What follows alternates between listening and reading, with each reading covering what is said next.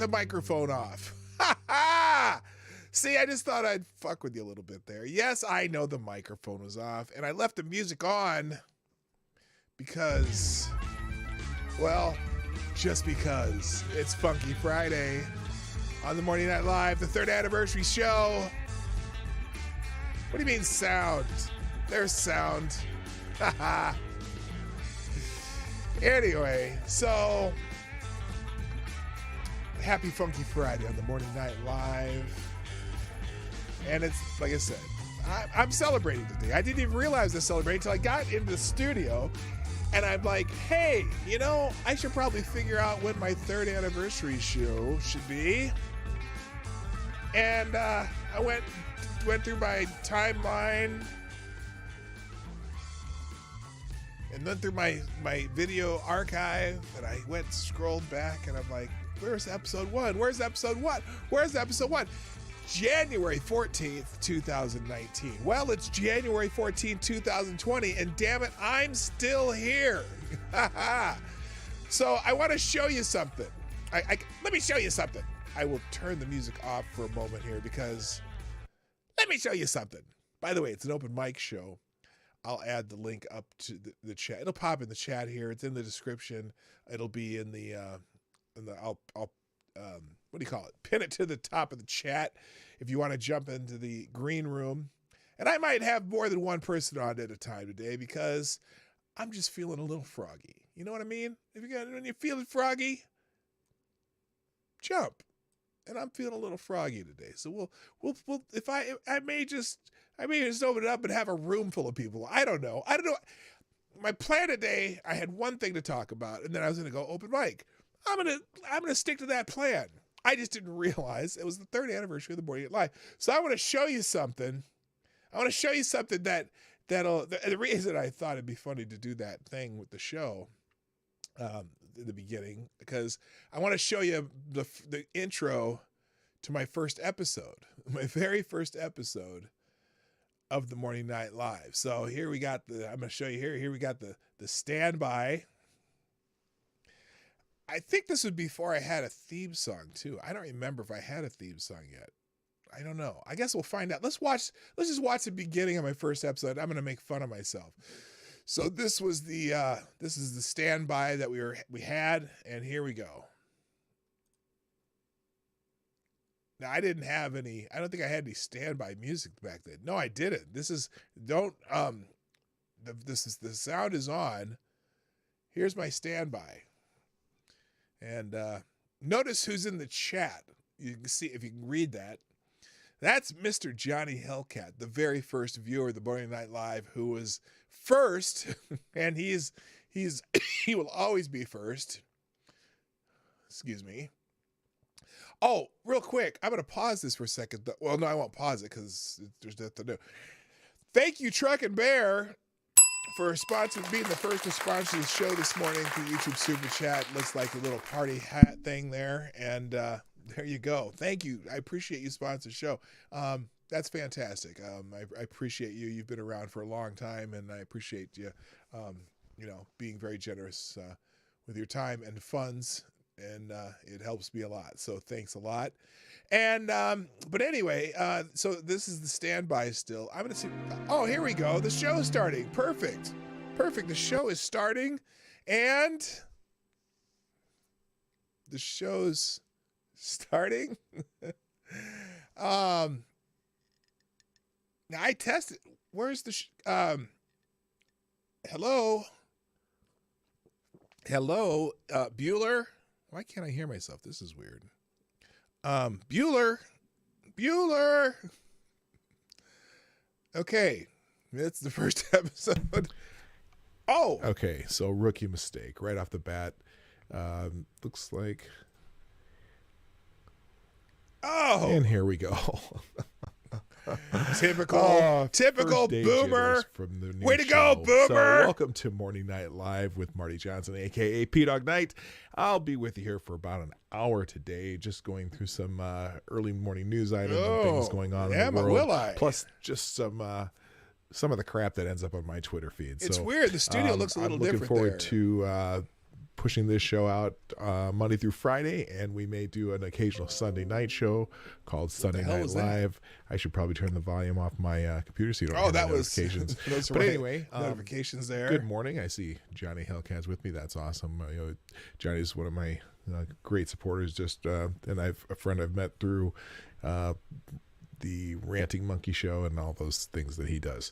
So anyway, let's for now, this show does not have a format, and I'm not really prepared to put guests on it. I'm still working out the bugs on I'm still working out the bugs. I've been working out the bugs for 3 damn years. As we go along, and hopefully you'll enjoy it. First thing I'm going to start off with, though, just wait. Oh, wait. What did I start with? Joke. Oh, a joke. What joke did I tell? I was going to read it like it was a news story, but it's not. So listen, anyway, let's just call it the joke of the day. I don't do the joke of the day anymore. There was this I'm very disappointed in myself. New York City woman who was so depressed that she decided to end her life by throwing herself into the Hudson River. Just before she could throw herself from the bridge, a handsome young man stopped her. "You have so much to live for," said the young man. "I'm a sailor, and we're off to Italy tomorrow. I can stow you away on my ship. I'll take care of you. I'll bring you food every day and keep you happy." Well, with nothing to lose, combined with the fact that she'd always wanted to go to Italy, the woman accepted the offer. That night, the sailor brought her aboard and hid her in a small but comfortable compartment in the hold. From then on, every night, he would bring her 3 sandwiches, a bottle of red wine, and make love to her till the dawn. 2 weeks later, she was discovered by the captain during a routine inspection. "What are you doing here?" asked the captain. "I have an arrangement with one of the sailors," she replied. "He brings me food and I get a free trip to Italy." "I see," the captain said. Her conscience got the better of her, and she added, "Plus he's screwing me." "He certainly is," replied the captain.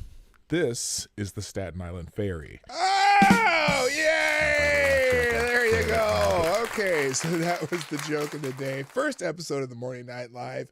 So, and you're here for the 3rd anniversary show, and I'm glad you're here. Welcome, and looking forward to entertaining you for a few minutes, or you can entertain me, because it is an open mic Friday, and I do have like one thing I want to go through. But before we can do that, I got to play the intro. Johnny, and it's not Johnny, that Johnny, not Johnny Hellcat. Johnny, play the intro now.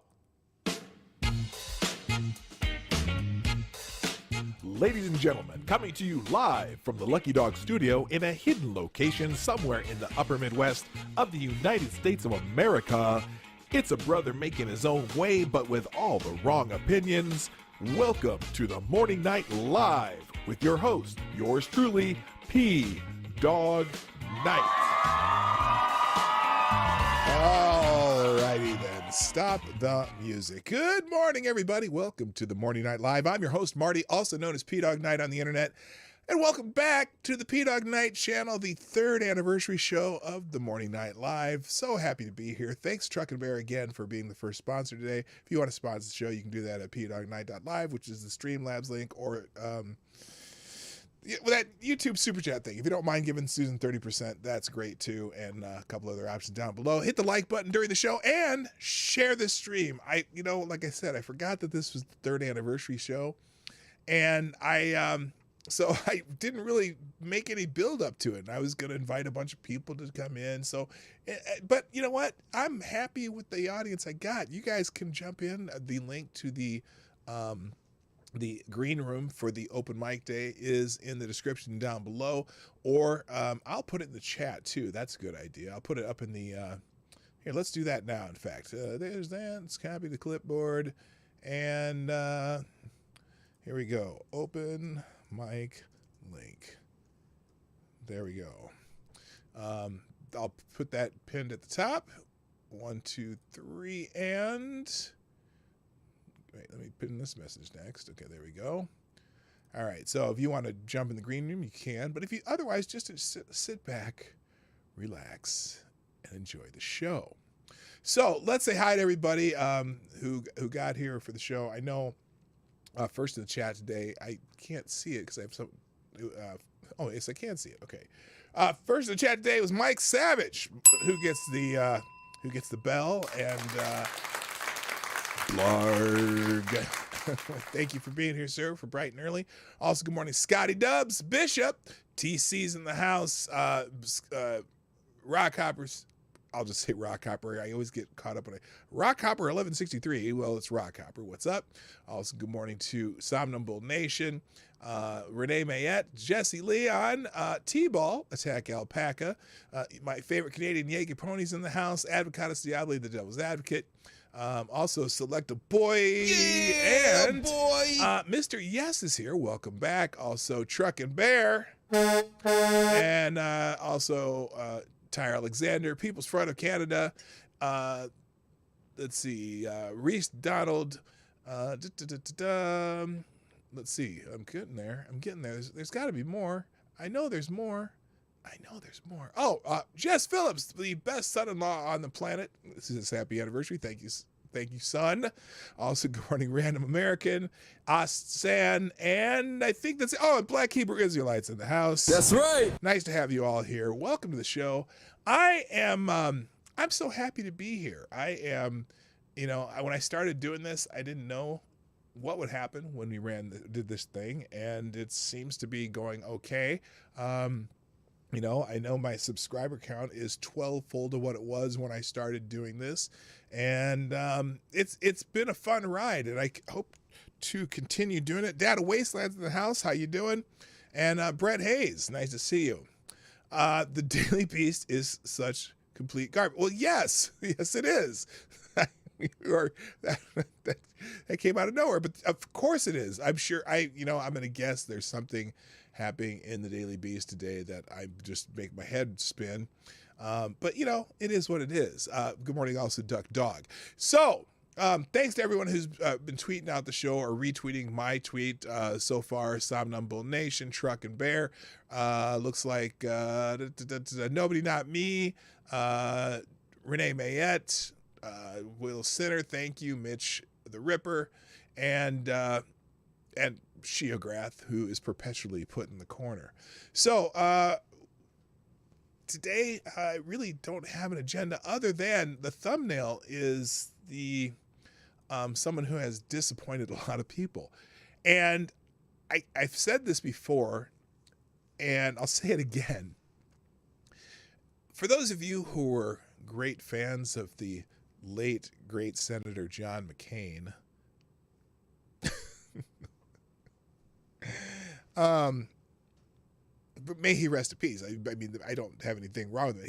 He was basically a hero, I guess. In Vietnam, he was a captured POW. He rather than taking the opportunity to get away with the other officers, he stayed and went through hell basically. And so I have no necessarily disdain for his military career. His political career, well, interesting fellow. And he got to be known as the Maverick, and apparently and Democrats loved John McCain. They thought he was fantastic. He was the Maverick. They were so happy when he did that little this thing. Remember this? Remember what that was for?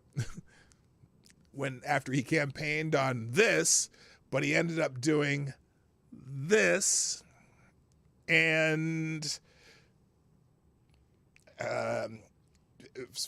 John McCain, the politician, FTG. But anyway, Reese Donald, how you doing? Happy anniversary. Thanks for joining me on my happy anniversary. So now the senator that replaced John McCain in this great state of Arizona, well, let's just say she is also a bit of a maverick, I guess, of sorts, because yesterday she pissed off a whole lot of Democrats. And the media, which I know that's redundant. People are not happy with Miss Senator Sinema. And what she did was she said she's not going, she made a speech. Oh, she made a speech about it, actually. She made a speech about the the filibuster in the Senate.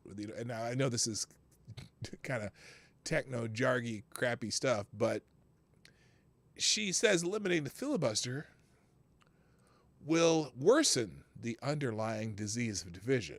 And boy, oh boy, were people not happy. So here's the Daily Caller version of this article, because I can't find the one that I originally opened here. Let's make this fit in the page better. There we go. Said in a fiery speech, fiery speech. Now, I didn't think it was all that fiery, but it was actually pretty laid back and almost tearful. But they call it, the Daily Callers call it a fiery speech. Sinema says eliminating the filibuster will worsen the underlying disease division. Democratic Arizona Senator spoke out against increased political division during a more than 15-minute floor speech in which she also repeated her pledge to not eliminate the filibuster, which is what makes the Senate what it is. The Senate's supposed to slow shit down. The House can, do that popular nonsense, but the Senate is there to kind of protect the rights of the people who may not be in the majority. It gives them the chance to, the Senate's supposed to slow things down. And the Democrats right now, because they're in the majority in both the houses, that they want majority rule. And except for the fact that they use the filibuster about 325, give or take, 20 times during the last presidential term with the guy with the funny hair. But now they want to get rid of it because they want to ram through just about anything they want. They want their agenda through. They want Build Back Better through. They want this phony ass voting stuff bill that they keep trying to push through. That really, it's, they're full of shit. Okay, anyway.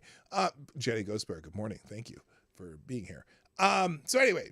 She said, I ran for the U.S. Senate, rejecting partisanship, willing to work with anyone to help Arizonans build better and more secure lives, she said, while bemoaning polarization. Sinema, along with the Democratic West Virginia Senator Joe Manchin, have both been clear that they will not vote to lower the 60-vote threshold requiring for passing most pieces of legislation. Now, that's actually a miswritten item there. That is not what it takes to pass legislation. Good morning. Legit low talker. How you doing? What it does, effectively, the Democrats have made it that way. And in fact, by the way, Democrats who've been calling this kind of a Jim Crow era tool in the Senate, seemingly have amnesia when it comes to who used the filibuster during the Jim Crow era to filibuster the Civil Rights Act and the different Voting Rights Act and all that shit. It was Democrats who filibustered those landmark legislation, and now they're calling it a Jim Crow era tool. But actually, that's been around since long before the Jim Crow era. But the Democrats love the filibuster when they were empowered. And remember, it was. You know what it is, though? Some people like to make the claim that, the party switched. In fact, I was going to get into an argument on Twitter this morning about that, but I wanted to make sure I was on time here. Good morning, Ty Alexander. But what was I saying to the party? The party switched. Yeah. Well, let me show you. I'll show you that after. Let me finish this article. Then I'll talk about the parties switched bullshit. I'm just going to tell you, because there's a little bit of a lot of people like to throw in a little bit revisionist history when it comes to that the party switch thing. Not so fast. Let's finish this first, though. Senate Minority Leader Mitch McConnell blasted Biden's assertion in a Wednesday floor speech, calling the remarks. Wait, what? Oh, I'm sorry. So anyway, here it is. I skipped this. So Democratic Senator Joe Manchin and Sinema have both been clear that they will not lower the 60-vote threshold required for ending debate on legislations. I'll just do my own personal edit there. And even as President Joe Biden and others have called it a tool of segregation. Now, this is Ironic. Isn't it ironic? Don't you think? It's like rain on your wedding day. It's ironic that Joe Biden would be the one to call it a tool of segregation. And now, let me tell you why. Okay? Joseph Rahim Biden, the former vice president of the United States and current occupier of the Oval Office, he is your president and my president. I'm not denying that. YouTube, shut the fuck up. Joseph Rahim Biden, he did a eulogy for a guy who used to be in the Senate. He said it was like it was one of his mentors in the Senate, one of the great senators that used to be in the Senate. He's no longer with us, but also, and you know who we're talking about here, Robert Byrd. Robert Byrd was a Democrat in the Senate, right? And Robert Byrd was a prolific user of the filibuster. Now, not only when the party supposedly switched, because remember, he never switched parties. This is Robert Byrd. He was in the Senate, when Biden was in the Senate, but he was also in the Senate back when they were trying to pass the Civil Rights Act of 1964, the year I was born. When they were trying to pass the Civil Rights Act of 1964, Robert Byrd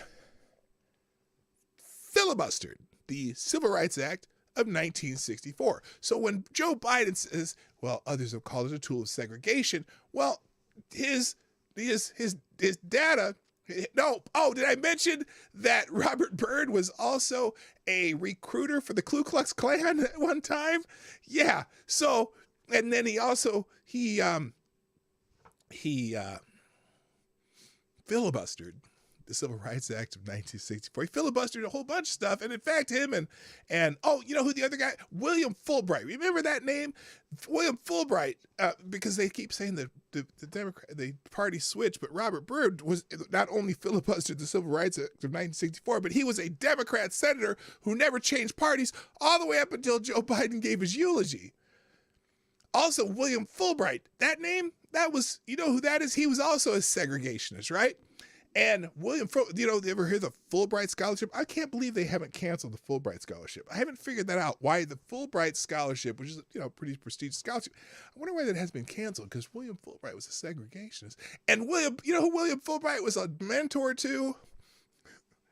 Oh, by the way, William Fulbright never changed parties either. William Fulbright was a mentor to none other than William Jefferson Clinton. Now that sounds like one of those names that's familiar. William Jefferson. Who the hell is William? William Jefferson Clinton.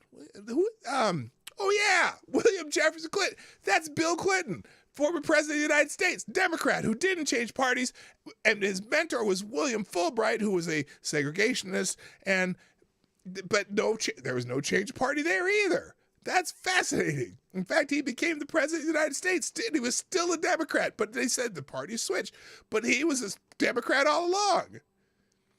So when did the party switch? Okay, now I know what people are trying to say. Well, the Republicans are racist now. The Democrats are not racist now. Blah, blah, blah, blah. The parties didn't switch. And also, so there's a whole... Now, I think it was Strom Thurmond. I think he switched parties, but that was about it. Most of the Democrats... Oh, and then what's the guy the wheelchair guy? George Wallace. He switched, but he didn't switch to Republican. He was kind of... He had his own weird party for a while. But other than that, the Democrats controlled the southern states, and because they say all these southern Democrats, these Dixiecrats, all switched parties. No, they didn't. Democrats dominated politics in the South well into the 90s. And in the 90s, after Reagan, some of the southern states started having more Republicans and have more Republican dominance. But the southern, in fact, if you look at the electoral map of 1976, okay, so all these people say, oh, well, the party switched in the 60s and all the Democrats did whatever. Well, no, if you look at the map, the Southerners, those same Southerners, in fact, it used to be back in the 60s, you kind of had this thing, kind of this Eastern liberal coalition, and in the East, and you had the Southern Democrats. So the Democrats tended to be in the South and the East, right? But you went West, everything was red to the West. Even California at the time, California, Washington, and Oregon, those were all red states back then. The parties didn't switch from Southern Democrat to, Southern redneck, whatever. That didn't happen. Again, the Southern states, all the senators were and the Congress people in the South were still Democrats. The legislatures were all still Democrats well into the 80s. And then when Reagan became president, there were so many people that voted for Reagan, the entire country went red except for Minnesota. But wait a minute, in Reagan's first term, I think there were like 3 or 4 states that didn't vote for Reagan. One of them was Minnesota, this lovely state that I live in, which is actually turning more red now. But one of the other states that didn't vote for Reagan, now you're thinking, okay, they say, the party switched, right? You know who? Well, it was Georgia, but then again, Jimmy Carter was from Georgia, so at least he won his own state. But they didn't vote. The next time Reagan ran the table except for Minnesota. But to say that the party switched in the 60s is complete, utter nonsense. So when Joe Biden says the filibuster is a tool of segregation, if it's a tool of segregation, it was because Democrats used it to filibuster the Civil Rights Act in 1964. Your mentor, Robert Byrd, former Klansman. So maybe, Joe, you probably should stop talking about that. Anyway, so Minority Leader Mitch McConnell blasted Biden's assertion in a Wednesday floor speech, calling the remarks incoherent, incorrect, and beneath his office. I will not support separate actions that worsen the underlying disease of division affecting our country. The debate over the 60 threshold lines shines a light on our broader challenges. There's no need for me to restate its role in protecting our country from wild reversals of federal policy. This is Sinema talking.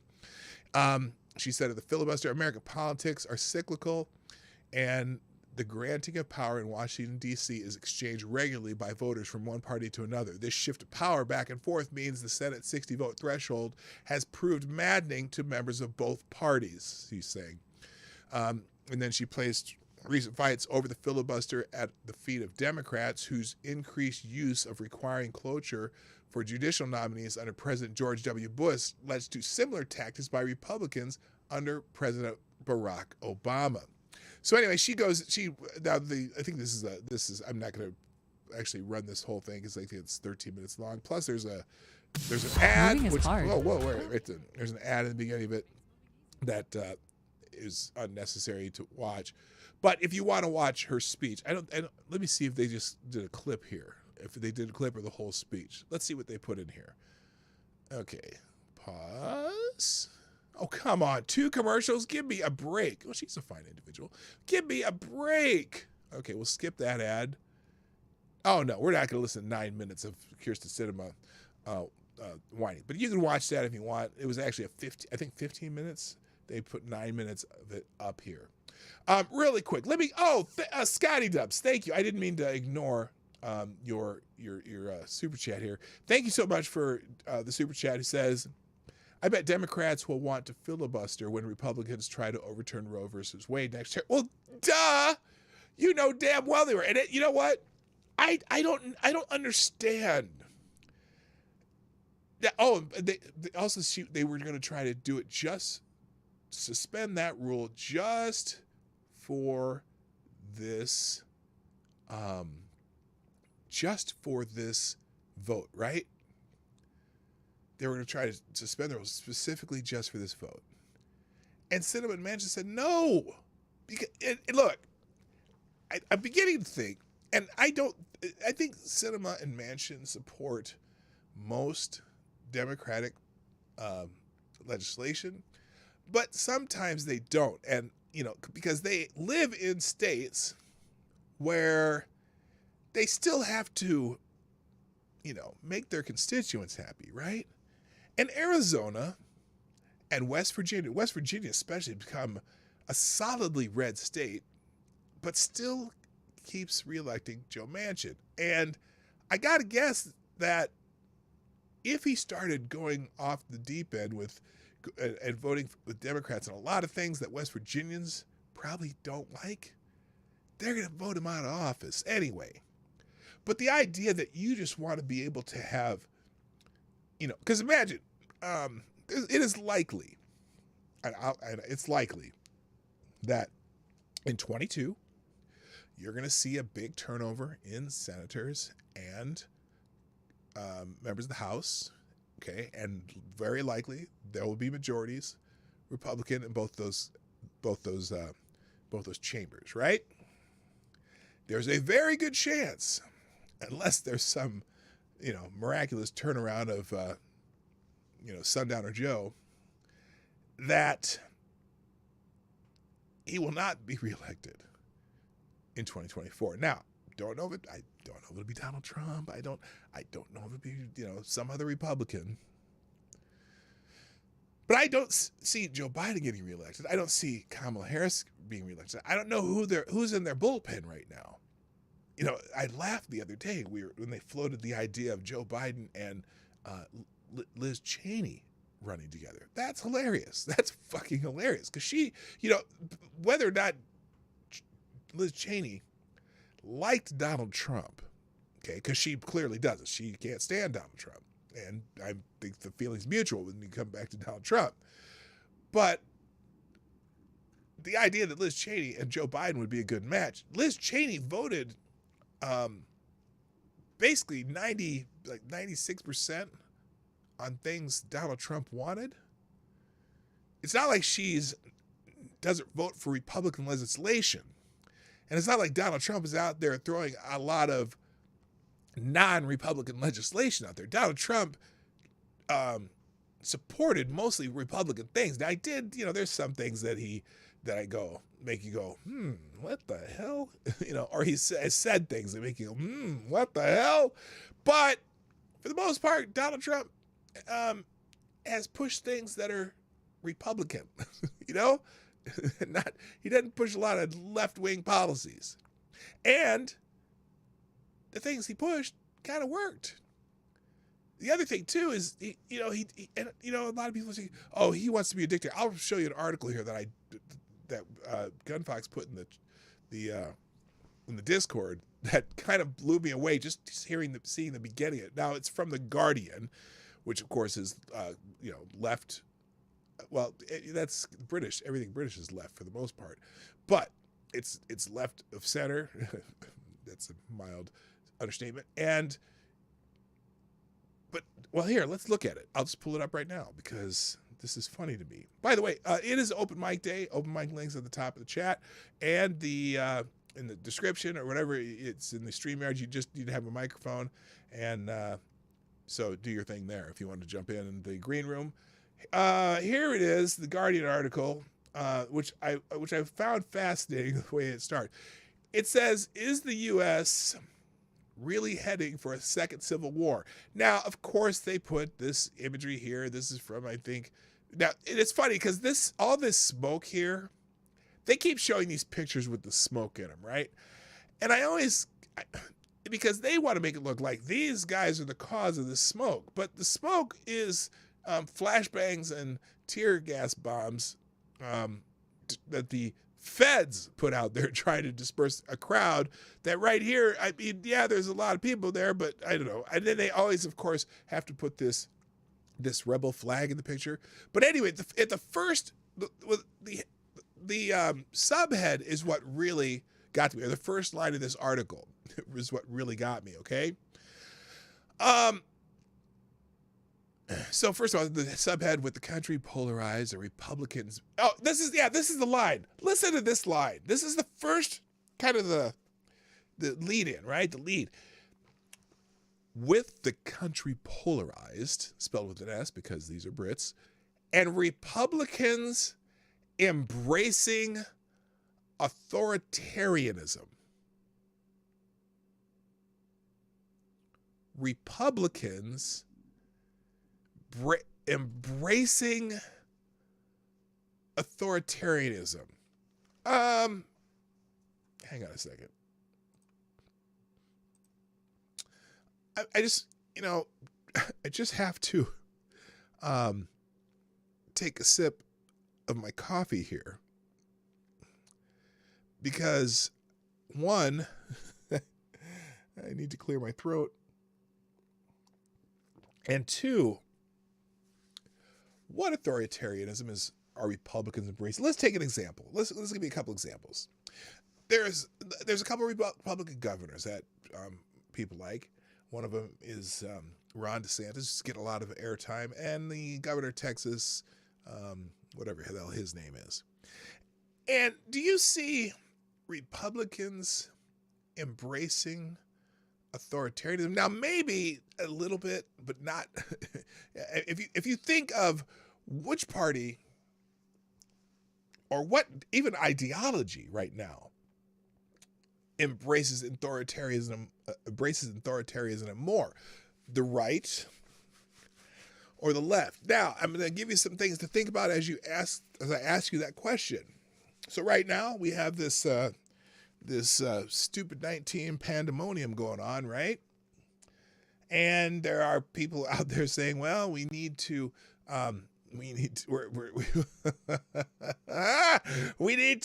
lock people up. There is legislation in the state of Washington right now where they're proposing building camps for the unvaccinated. Like, you know how they do it in Australia? They're kind of they want to lock people away, and they want to do that in Washington State. There's actual legislation going through the State House right now.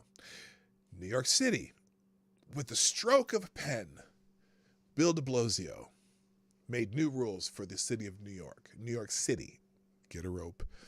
The president of the United States wants to mandate what people do with their personal health. And there's Republicans resisting that. Ron DeSantis wants to leave Florida open, wants people to make their own decisions. There are Republicans resisting Greg Abbott, the Republican governor of Texas, trying to keep things open, letting people make their own decisions. Are they saying that Republicans who, I think, now this may be a veiled reference to the guy with the funny hair who they like to call, the next guy with the funny mustache, even though the guy with the funny hair, basically suggesting and kind of let the Congress do it, and he had to find ways to get some things done, like the wall funding and shit like that. They had to find legal ways to do that, but did he just decree this is what we're doing and things, and then they did it, or did he run things through the normal legislative process? Now he did. Now, I know part of the so-called authoritarianism of the guy with the funny hair was the fact that he some of the executive orders he got rid of. Now he had, I guess he had some new executive orders, but I think he basically went through the legislative process with both things. And I don't know if that's authoritarian. Yeah, here's the other thing. If he was such an authoritarian, right? If he was such an authoritarian, wouldn't he still be the president of the United States right now? Like, you know what I mean? Wouldn't he still be the president if he was that much of an authoritarian? He actually, instead of declaring, if he was authoritarian, he could have just declared some of these elections false, right? He could have said, nope, we're not counting that one because I don't like it, and then we're not going to count that one. But no, he had people going through courts. He was trying to figure out legal ways to postponed until they could do some audits. I mean, there's all kinds of stuff they're doing. He's trying to go through some legal means, and when the court shut him down, he didn't say, F you, I'm going to do it anyway. Somehow this authoritarian that they like to call authoritarian isn't the president anymore. How did that happen? How do we have a peaceful transfer of power on January 20th, 2021 if the authoritarian, the Republicans were authoritarians?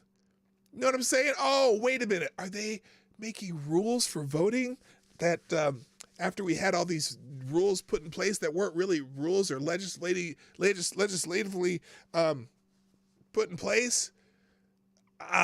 Maybe that's what they're saying, that, oh, the voting, they're trying to stop people from voting. All right, stop people from voting. Whatever. Now, listen how this article reads. This is again, it's the Guardian, so kind of know what to expect.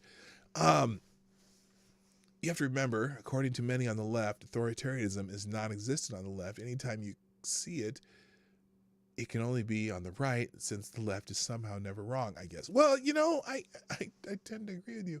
And then by this time next year, he's discussing how many people have been put in COOF camps. They're already writing articles in the mainstream to justify camps for the safety of a vax society. Oh, God. These people are nuts. I just I found out that the cities of Minneapolis and St. Paul have basically... they've basically implemented a kind of a vax passport, whatever. The vacation passport. You have to have a vacation passport to go into bars and restaurants and entertainment venues and all kinds of stuff. You have to have a vacation passport, or you have to have proof in writing that you aren't carrying the wrong license, so to speak. And so I know that a lot of people in the suburbs who want to go to things in the city of Minneapolis and St. Paul that may not have a vacation passport, they probably won't be traveling into Minneapolis and St. Paul. They'll just spend their money in the suburbs. I know that I will. Anyway, this article is amazing. Good morning, Lord Stanhope, by the way, and D.I. Freighter Watcher, and who else is here? Resolute Gem, welcome. And I think I got everybody. Renee Mayette, John Connor. And so there you go. All right. Say hi to Mom for me, John. So, here, listen. I want you to listen to the beginning of this article, too, because that's not the only thing. The Republicans embracing authoritarianism. That cracks me up. That is an amazing statement, since we're in the middle of, full-blown fascism. By the way, Resist Fascism cups, shirts, and other items are available at PDawgKnight.live. Just click the merch tab. I should probably promote that more. I bet I could sell a whole bunch of these if I promoted these on Twitter. Do you think? I really haven't spent a whole lot of time. But anyway, but although now I worry about the X on here after the good Dr. Fauci was testifying before the Senate, and he said, oh, he's getting a lot of ending threats and prank phone calls to his kids and all kinds of stuff like that. Anyway, obscene phone calls. That's what he said. Tyler F., what's happening? Rusty Shack, good morning, and welcome to the 3rd anniversary show of the Morning Night Live. Cheers to you. All right, so here's how this article starts. That's a long introduction to get into an article. That was about a 15-minute introduction. Anyway, again, with the country polarized and Republicans embracing authoritarianism, some experts, the most trusted source in news, some experts, fear a Northern Ireland-style insurgency. But others say, the sane people, armed conflicts remain improbable. I'm going to go with the latter. Anyway, now listen to the beginning of this. This is the part of the article where you need to listen and obey. Joe Biden has spent a year in the hope that America could go back to normal. But last Thursday, the anniversary of the deadly insurrection. At the U.S. Capitol, the president finally recognized the full scale of the current threat to American democracy. You know, every time I hear about this threat to American democracy, I think to myself, what exactly is the threat to American democracy that the Democrats keep talking about? Because they're the only ones talking about the threat to democracy. Well, Democrats and Liz Cheney and Adam Kinzinger. But anyway, they keep talking, and what's her name? What's that stupid columnist from the New York Times? Supposedly the conservative columnist. The fuck's her name? It's I've got her in a bookmark here. Oh no, that's bookmarks. Here we go. What's that chick's name? Jennifer Rubin, okay? The threat to democracy. Jennifer Rubin, the conservative columnist at the New York Times. Anyway, I lost the page. Where was I? Oh, no. Oh, no. Oh, no. There it is. Whenever they say threat to American democracy, what they really say, every time you hear that phrase, every time you hear a phrase that there's, a threat to democracy, what it really means is Democrats might lose an election. Right? That's what a threat to democracy means. Yes, and America is not a democracy. Anyway, at this moment, we must decide, Biden said in Statuary Hall, where rioters had swarmed a year earlier, what kind of a nation we are going to be. Are we going to be a nation that accepts political violence as a norm? That's weird. Are we going to be a nation that accepts political violence as a norm? Now, in the last 5 years, who do you think has been most likely to commit political violence?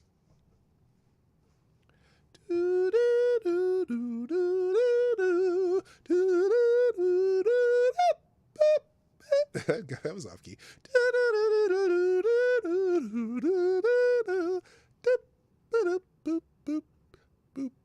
Boom, boom. Democrats and leftists and Antifa and BLM. Although BLM's a mixed bag. Remember, there's three factions. There's three aspects to the BLM protest, right? There's the actual protest, people walking around and holding signs and chanting and da. Then there's the opportunists, the looters, and there's the people who just want to break shit. Usually Antifa, and the people who come out the freaks. The freaks come out at night. The freaks come out. Okay, there's three. So I never like to necessarily put BLM in one box, but a nation that accepts political violence. So, over the last, let's go back to 2015, 2016, okay? A nation that accepts political violence. Have you ever heard President Sundowner complain about the political violence that was perpetrated against people who were who were invited to speak at colleges because they were usually political topics, and the violence, there was political violence against them, and then and when there were Trump rallies, there was all kinds of political violence against the Trump rallies. Because that's why I think Trump wanted to have National Guard out on January 6th, because normally anytime there's any kind of rally that has anything to do with that guy with the funny hair, there is a contingent of these people who like to surround that area and commit violence, political violence, not just violence, they're just not, yell and scream. They like to commit political violence against people who like to wear the red hats, right? We've been seeing that since 2015. You wear a red hat, you are absolutely susceptible to political violence, okay? Or the political violence after the saint of Minneapolis was ended in an awful manner. Okay, let's not minimize how the saint of Minneapolis was killed, because that was wrong. Absolute dereliction of duty by that particular Minneapolis police officer. But the political violence that went on for an entire year, killing many, many people, including dozens of police officers and billions of dollars of damage, that political violence, are we going to be a nation that accepts political violence as a norm? You already did, you asshole. You already accept political violence as a norm, you asshole. What the ever-living fuck are you talking about? Oh, you're talking about you're talking about the insurrection. Oh, you mean, yeah, the guys who were, some of the people who were let in the Capitol building, that insurrection? Yes, and some people who were fought back against police who were hitting them with clubs and shit. The riot that was, and then, those guys, those guys, right? You know those guys that, the guys that were saying, we need to go into the Capitol.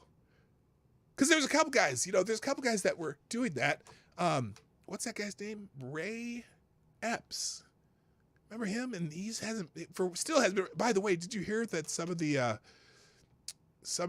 think it was the Oath Keepers or 3%ers, they've charged a bunch of people with a conspiracy of sedition.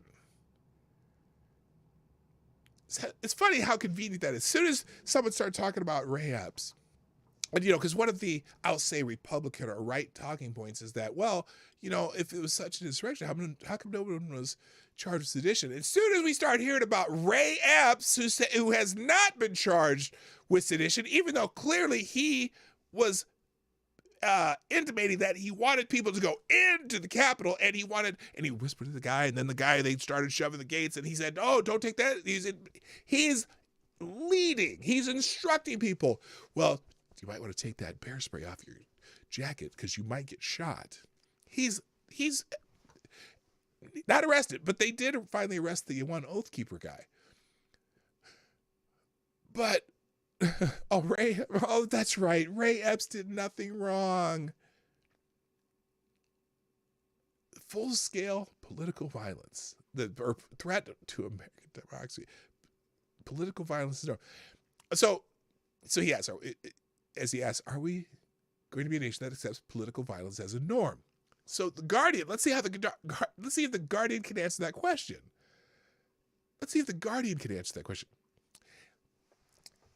It is a question that many inside America and beyond, people in other countries are being asked this too, huh?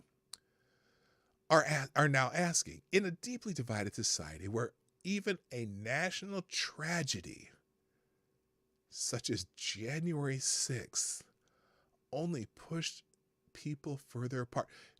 Was it January 6th that did that?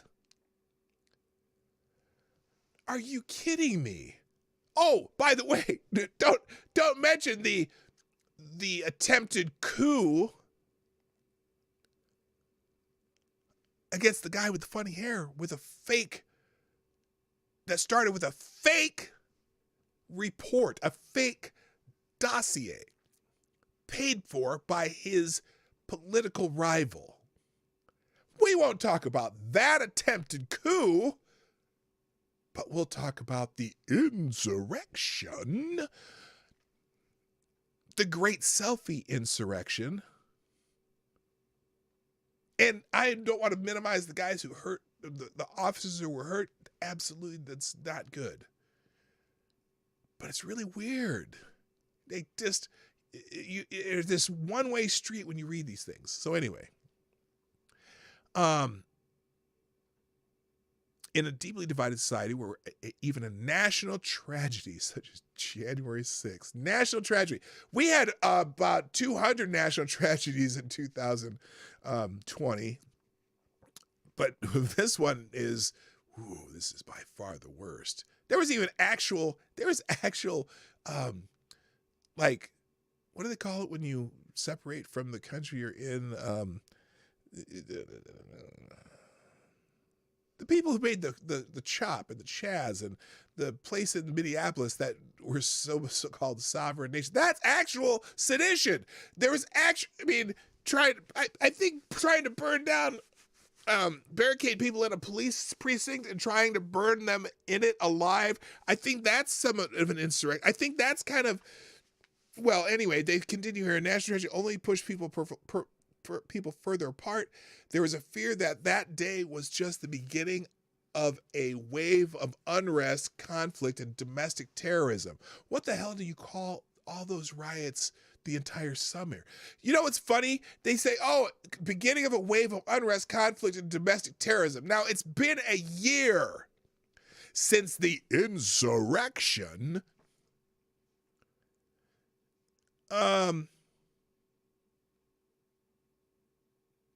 Beginning of a wave of unrest, conflict, domestic terror. Has anything even remotely similar happened since then? Now, there was the attack in Washington, D.C., where the guy drove his car in and he killed an officer and all that. And, you know, because I know the right-wing terrorists that did that you know, they immediately charged him with domestic terrorism. What? They what? He what? He was a brother? He wasn't.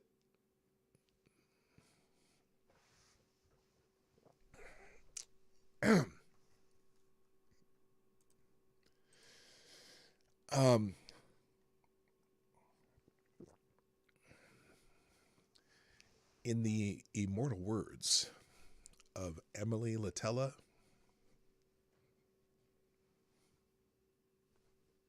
never mind. Hello, Fight for Our Rights. Fight for Our Right. Nice to meet you or see you. John Arnott, what's up? And Spud Gun, what's happening? I think I already said that. So anyway, secession. They seceded. Yeah, seceding. Is it just the beginning of a wave of unrest, conflict, and domestic terrorism? So I ask, has there been anything that remotely resembles, or even have there been protests at the Capitol?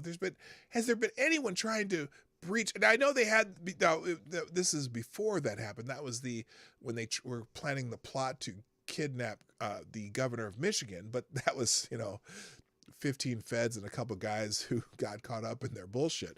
But anyway, now a slew of recent opinion polls shows a significant minority of Americans at ease with the idea of violence against the government. Really?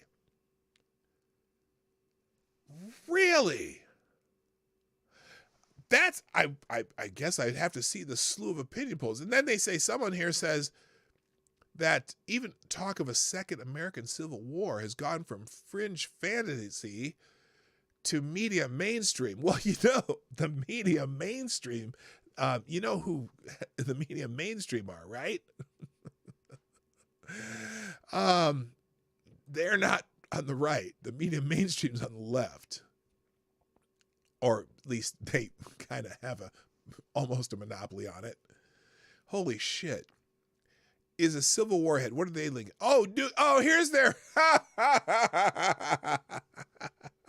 So here's an article they link as the media mainstream that has even having talk of an American Civil War. You know what it is? You know what the first example they have is? It's this New Yorker article. Oh, it didn't pop up here. The New Yorker is a Civil War ahead. And then the second one, what's the other one? Oh, and the other one, what is that article from? That article is from January 5th, 2020. Is a Civil War ahead. A year after the attack on the Capitol, America is suspended between democracy and autocracy. No, we're already in an autocracy. Haven't you noticed? Or at least he's trying autocracy. The Supreme Court kind of batted that fly away, at least for now. Although I have very little confidence in Kavanaugh and Gorsuch. Well, maybe Gorsuch, Kavanaugh. Jeez, Kavanaugh and Roberts, I should say. And Coney Barrett, I'm still worried about her too. Anyway, another one. Oh, here we go. So these fringe, the fringe, I guess to the mainstream, Michelle Goldberg, are we facing a second civil war? That's in the New York Times. And then the other one, and a recent Washington Post column. So, wow, such a diverse array of examples of the mainstream media having, talking about the coming American Civil War is the New Yorker magazine, the New York Times, and the Washington Post. Yep, here you go. Anyway, they're warning that another coup attempt could lead to a civil war. Another coup attempt? When was there a coup attempt? Washington Post. Oh, you're calling the insurrection, the riot at the Capitol, a coup attempt? So a bunch of people go into the House Representative chambers and the Capitol building, and they're all carrying phones and taking selfies and staying between the velvet ropes and taking pictures of the shit. And they kind of messed up some office and stuff. They should be prosecuted. And so what were those people in there, the 400 people, unarmed, because the only person who got shot was one of the protesters? What were those people going to do once they got in there? What do you think they were going to do? They didn't have any weapons in there. They weren't, what were they going to do? So 400 or 500 maybe went inside. I don't even know how many actually went inside the building, but they were in there unarmed. Now, let me think about this. So this was an insurrection. This was an attempted coup in a way that, now, and they say it's a violent coup. How exactly, what exactly were they going to do? Now, I know that there were people outside chanting hang Mike Pence, and the media likes to show they had that kind of guillotine, mock-up guillotine, right? Now, what's funny is they like to show that, and they say they were going to hang Mike Pence. Well, how are they going to hang Mike Pence on that particular, not guillotine, gallows? Is it the gallows? What do you call the hangman's, the noose thing? They had noose on a platform that was on a 2x4, and it had a rope about this, about maybe 4 feet long, and then there was a platform. It was a fake, it was a fake hangman's noose, right? But the media shows that picture all the time, saying they were going to hang Mike Pence. Do you think that when they were chanting "Hang Mike Pence," do you think they were actually thinking that they were going to use that hangman's platform that was the rope tied to a 2x4, the gallows, whatever? And do you think they were actually literally going to hang Mike Pence? Because I've seen a lot of protests, like all the protests in Portland, the ongoing protests in Portland, where they were trying to burn down a federal building, and they burned down a police precinct, and they did all this stuff. They had the little area that seceded. They said they were no longer part of the United States, which is known as legally as sedition. I used to see not gallows. What's the one? The guillotines. They had the guillotines, and they had a mock-up guillotine at the protest at the Women's March with a fake Donald Trump, effigy that they were going to chop his head off. Do you think that they were actually going to chop his head off, or did they just that was their symbol of revolution? This is all bullshit. It's just hyped bullshit. Anyway. How did I get on this rant? I don't even know how I got on this rant. But anyway, are we really facing the mere fact that such a notion are entering the public domain show that the once unthinkable has become thinkable, even though some would argue it remains firmly improbable. Well, at least they got someone who said it's firmly improbable. Anyway, did you see the news? It was the shortest piece of rope I've ever seen. You could have been able to hang a cat off that. You could not have been able to hang a cat off that shit. Nope. I don't think so. So anyway, but the anxiety is fed by rancor in Washington, where Biden's desire for bipartisanship. Whoa, what?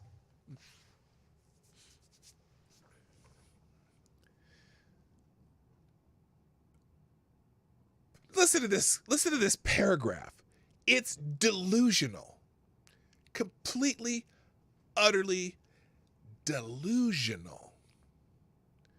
The anxiety is fed by rancor in Washington, where Biden's desire for bipartisanship has crashed into radicalized Republican opposition. The president's remarks on Thursday, "I will allow no one to place a dagger at the throat of our democracy," appeared to acknowledge that there can be no business as usual when one of America's parties has embraced authoritarianism.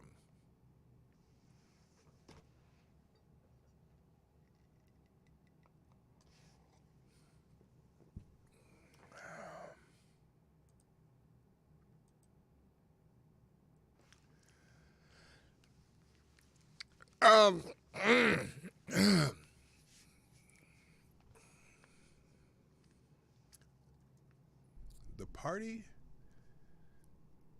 that does not want to allow you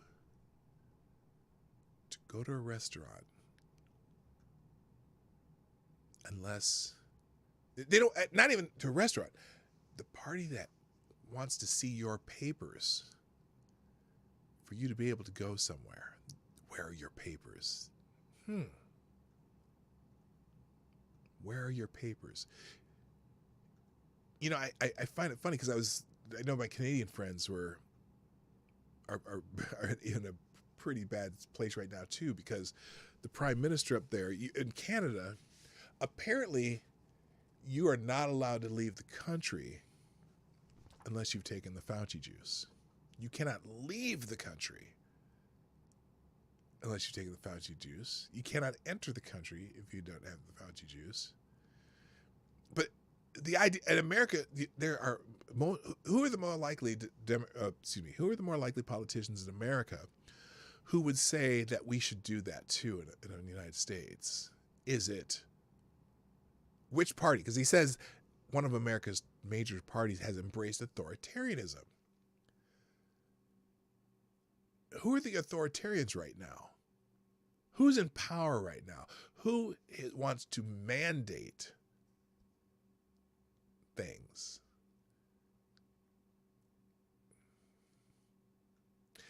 Now, they use this, they say, illustrating the point, almost no Republicans attended the commemorations as the party seeks to rewrite history, recasting the mob who tried to overturn Trump's election defeat as martyrs fighting for democracy. And then they say Tucker Carlson, the most watched host, refused to play clips of Biden's speech, barely quotes as a footnote of history because it's really not a lot happening that day. Yeah, let's just take that out of context. You know, I still haven't seen anyone who said that some of the people who committed violence that day should not be arrested, but certainly the people who've been committing violence the entire year, there are plenty of people who say they should not be arrested. In fact, the vice president of the United States, the current vice president, not the former vice president, the current vice president of the United States was raising money to bail out people who were committing political violence. Who embraces political violence? Who embraces authoritarianism? Someone in the chat earlier, what were they saying? That, I don't know, not gaslighting. It was what'd they say? Something about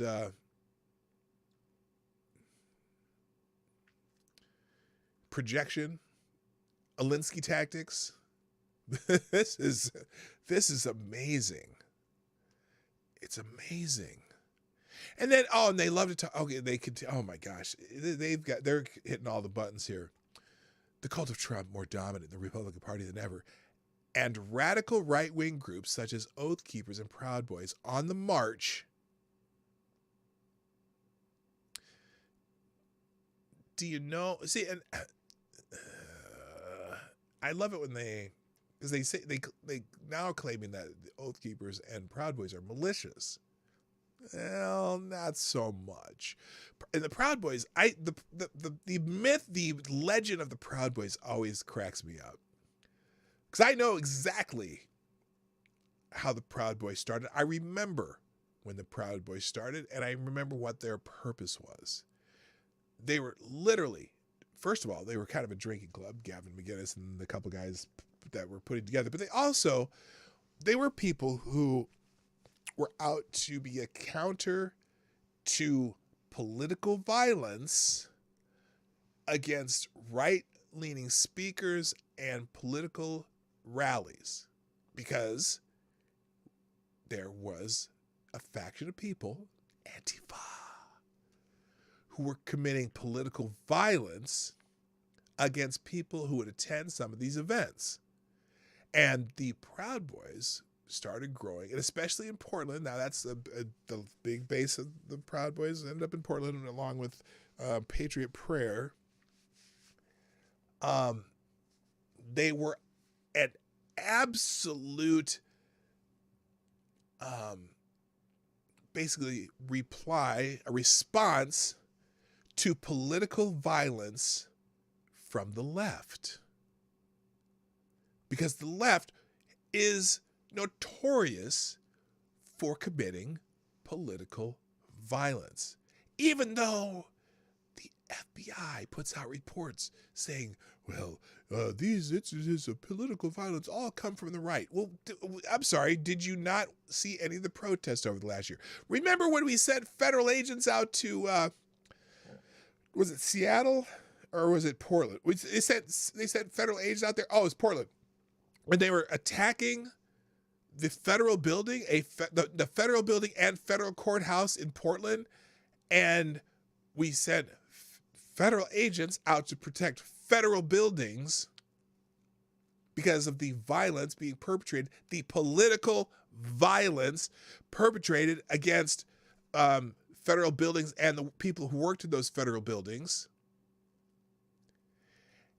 And we blamed the violence on the federal workers, the federal agents who were trying to protect federal property and people who worked in federal property. Political violence, but they don't count that as political violence. Go figure.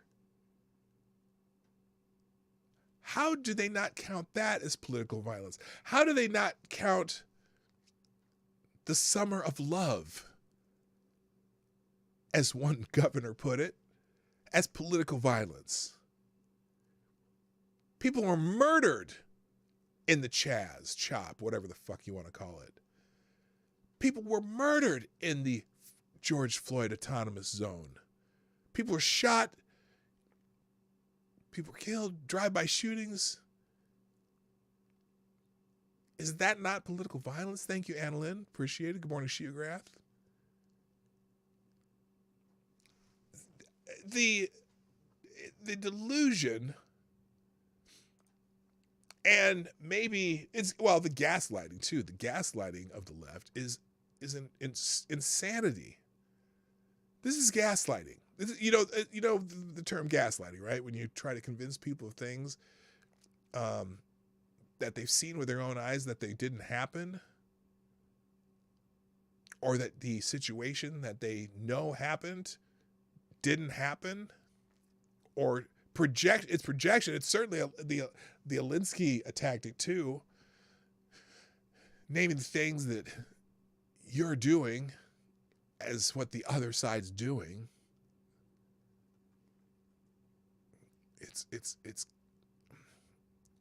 It's unbelievable. So anyway,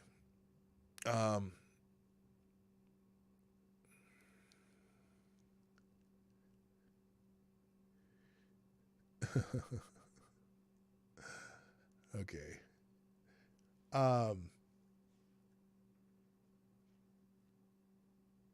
So let's get back to Christian cinema, because I think I'm gonna. I have someone. I have someone on the open mic today. Let's go to. Hang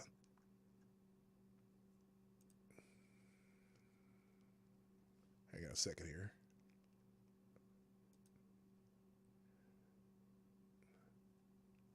Give me a second. Thank you for joining the show. Sheagrath, what's happened, my friend? Can you hear me? Are you muted? Sheagrath? Do I have you muted? Bueller? There we go. Bueller? Hey, what's happening?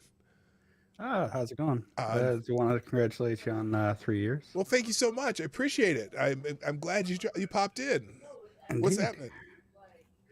Not much. I just wanted to pop in real quick, say hi, and share that I finally got an answer to a burning question. Oh.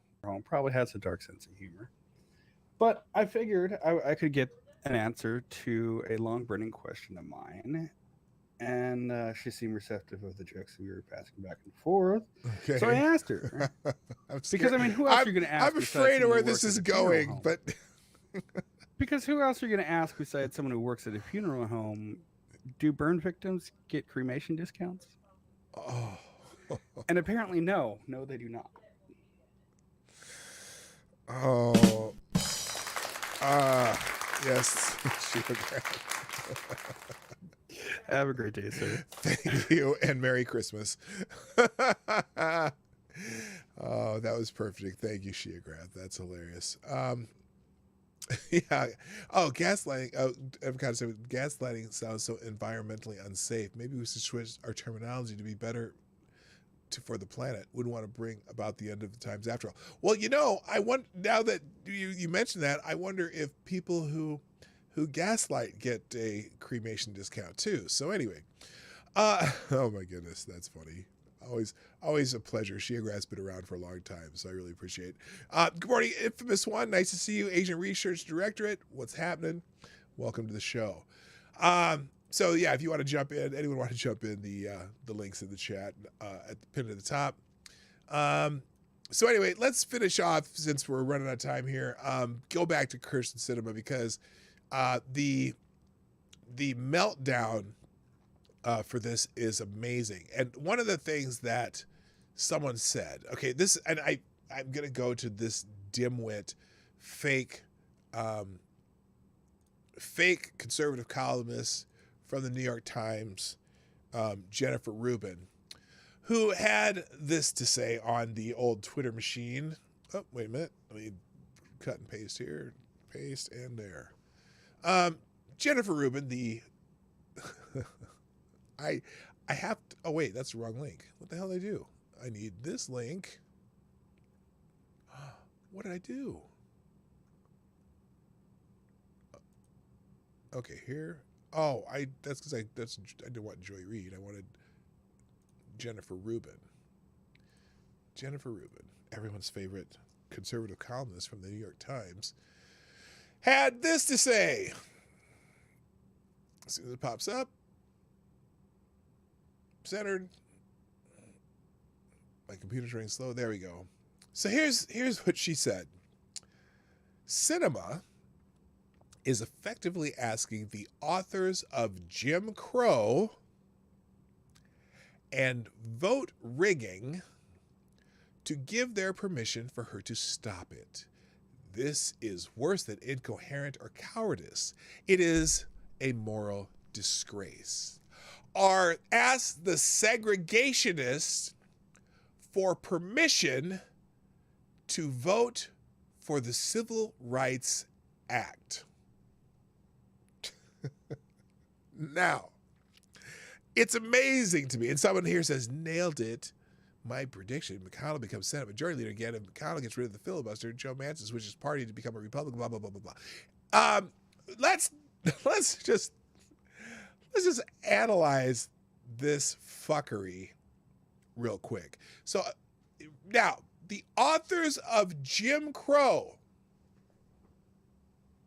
this is a history lesson. The authors of Jim Crow. Democrats. Vote rigging.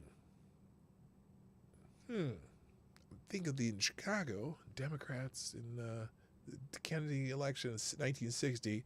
Democrats. Ask the segregationists.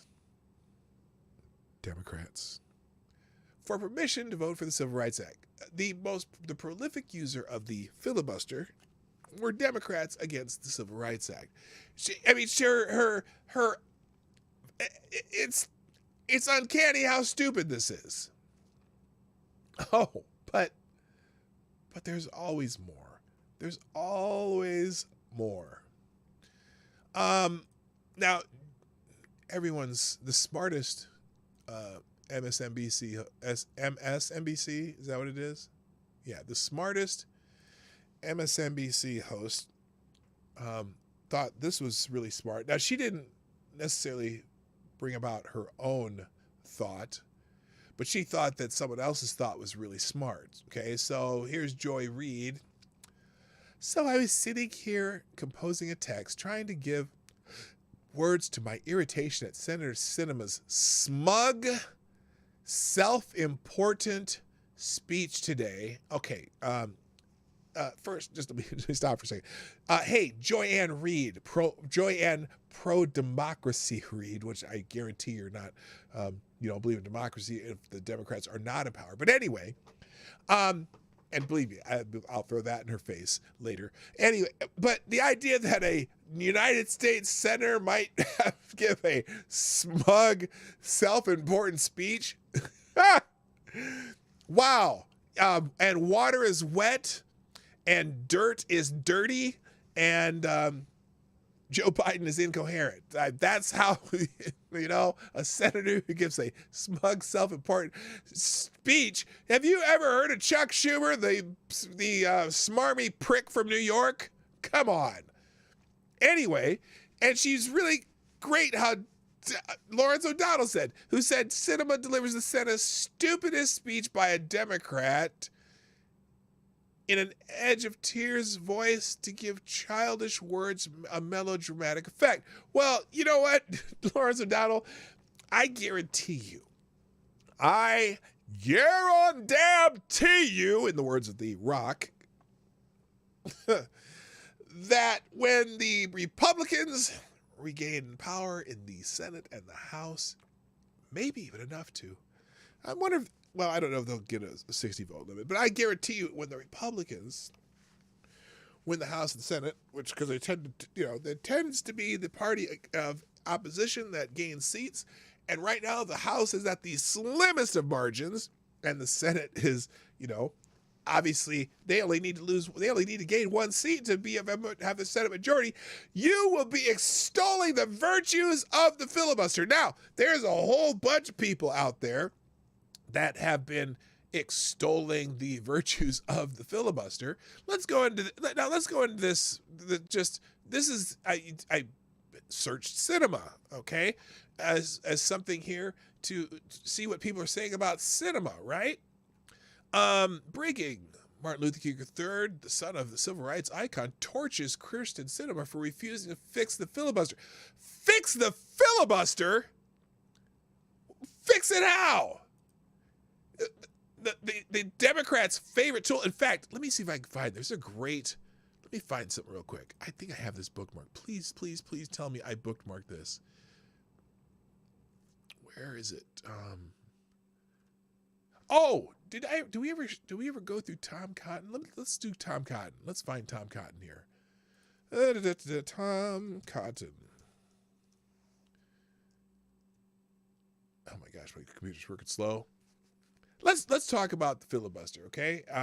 In fact, we're going to finish with this. We're going to finish with Tom Cotton's speech on the Senate floor talking about the filibuster. I think his speech is brilliant, and we're going to do this. Here we go. Right here. This is a great speech. Tom Cotton made the most impassioned case for the filibuster, or retaining the Senate rules of the filibuster. Here we go. The senator from Arkansas. Right now, we are on the precipice of a constitutional crisis. Oh, We're about to step into that's the bad. abyss. That's bad. I want to talk for a few minutes why we're on that precipice and why we're looking into that abyss. The abyss. Let me first ask a fundamental question. In fact, wait a minute. The abyss. Very dramatic, Tom. That's some dramatic language. I'm not sure if it needs necessarily to be this dramatic, but let's just listen to what he has to say. What is the crisis that calls for the undoing of 2 centuries of tradition? 2 centuries of tradition. Wow, he's laying it on thick. Senators merely doing their jobs as legislators, responding to a generalized public calling for the abolition of the filibuster? Clearly not. It is not the American people at large who are demanding detonation of the nuclear option. Nuclear option. Wow, that's The nuclear option is being pushed largely by the radioactive rhetoric of a small band of radicals who hold in their hands the no, it's not a small band of radicals. It's nearly the entire Democratic Party because they want to have their way and they don't have enough. It's not like when this last election happened that they got a 57 seat 43 majority in the Senate, and like everyone wants Democrats to run the show. They got a 50-50 Senate, and they lost seats in the House in a year that the most popular president in the history of the world won an election. Come on, man. But anyway, they think they have a mandate at 50 and losing seats in the House, and they'll probably lose more in both of those houses. Anyway. fortunes of the president. Constitutional scholars will tell us constitutional scholars, good. These rules in the Senate.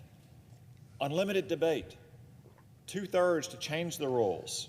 The idea that 60 have to close off debate is embodied in the spirit and rule of the Constitution.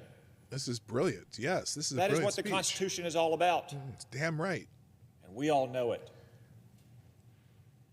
It is the Senate where the Founding Fathers established a repository of checks and balances. Oh, yes, the Senate is an It's not important like the body. House of Representatives, where the majority leader or the speaker can snap his fingers and get what he wants. On important issues the Founding Fathers wanted. Good point. And they were correct in my judgment that the slimmest majority should not always govern. Yes, yes. The Senate is not a majoritarian body. Good point. Bottom Tom. line is very simple. The ideologues in the Senate want to turn the Founding Fathers, what the Founding Fathers called the cooling saucer of democracy, into a rubber stamp of dictatorship. Dictatorship. Damn, that'd be awful. They want to make this country into a banana republic. Wait. What's another name for that? Guardian. Hello, Guardian. Authoritarianism. That's what they want. Where if you don't get your way, you change the rules. Yes. Good Are we point. going to let them? It will be a doomsday for democracy if we do. Democracy. I, for one, hope and pray that it will not come to this. But I assure my colleagues, at least speaking for this senator, I will do everything I can to prevent the nuclear option from being invoked. Not for the sake of myself or my party, but for the sake of this great republic and its traditions. What a great speech. Those are powerful words, Yes, they were. but they're not mine. What? You didn't think of this yourself? Every word of my speech today was originally spoken by our esteemed colleague, Who? the senior Oh my senator God! from New York. The smarmy prick from New York. Chuck Schumer. Oh my God! Oh my God! Who Senator knew? Schumer spoke so eloquently in defense of the Senate's rules, Oh my God. customs, and traditions when the fortunes of his party looked a little different. I'm stunned. I'm stunned. What a brilliant speech by the smarmy prick from New York. Times have changed. Wow. Now it's Senator Schumer's fingers that are hovering over the nuclear button, ready to destroy the Senate for partisan advantage. Think about it. The narrowest majority in Senate history wants to... Advocates Diabli, you are spot on. They don't want authoritarianism. They want total... Ding. You get 2 dings for that one. Woo! All right. Anyway. To break the Senate rules to control how voters in every state elect senators. Yeah, let's not... Yeah. Could there be a better argument to preserve the Senate's rules, customs, and traditions? So before it's too late, let us reflect on the wise and eloquent words of Senator Schumer. The smarmy prick from New York. Words that are as true today as they were when he spoke them. Even 3 years ago, 4 years ago. Senator Schumer is singing a different tune. How long ago was that? It wasn't even that long ago. Madam President, I yield the floor. It might have been 4 or 5 years ago that he said that, and he's forgotten his own damn words already. That was a brilliant troll by Senator Cotton, who I did not pick to be a senator. Yes, pun intended. That was stupid. I should have told that joke. That joke was awful. I should never make jokes like that. I should never do that, ever. I should never tell jokes. I should never tell jokes like that. That was bad P-Dawg, bad P-Dawg. Anyway, so there you go. That's the 3rd anniversary show. Thanks everybody for being here. Hit the like button if you haven't done so already. Do me a favor and share the stream. Even though the stream is over, you can share the stream before, during, and after. Tell your friends, tell your neighbors, call your mom, tell your cousin and your other cousin's cousin and cousin twice removed and their sister-in-law's brother's boyfriend who may like this show. Okay, anyone who may like this show, share this stream with anyone you may like the show, and it will be a better show because I will be better because you've helped me become better, and that's how the show goes. I get better every time you tell me to be better, so I will be better if you share the stream. On that note, and if you're watching a replay, put a comment in the comment section, and I'll give you one of those little heart things so I know you're here. So anyway, ladies and gentlemen, this is a new beginning of another year of the Morning Night Live. This has been a fantastic ride, and I look forward to driving this bus well into the next year and the year after that and the year after that, as long as you guys will have me. And and just it'd be great if you help me continue to grow like you have. I appreciate every one of you, people who sponsored the show today, Truck and Bear, Scotty Dubs. Thank you for your generosity, and I just want you all to know that I appreciate you, and you've made this a lot more fun over this 3rd year, and as we go into the 4th year. Hey, easy with that short bus thing there. We'll continue to have fun, and hopefully we won't be sent to the gulag. So, ladies and gentlemen, that's it for today. I gotta go. My name is Dawg Knight.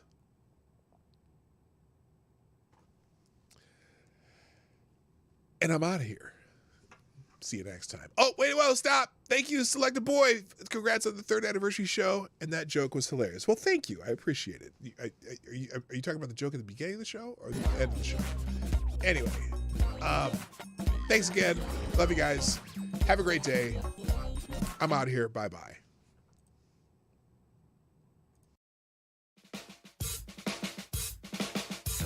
Hey, this is PDawgKnight, and thank you for watching today on the PDawgKnight channel. If you have an observation or remark you'd like to make about this video or my channel, I absolutely welcome you to write it in the comment section down below. I really look forward to hearing from you. And before you go, if you like what you saw but you're not already subscribed, please make sure you hit the subscribe button and definitely click that bell that pops up afterwards so you'll be notified when I post new videos or when we go live. I broadcast my live show, The Morning Night Live, Monday through Friday at 10 o'clock Eastern, 9 o'clock Central. A special thank you to all the supporters of this channel who share our videos on social media and who make donations through Streamlabs, YouTube, Venmo, and Cashapp, which are all linked in the description down below. Thanks again, and until next time, I'm PDawgKnight, and I'm out of here.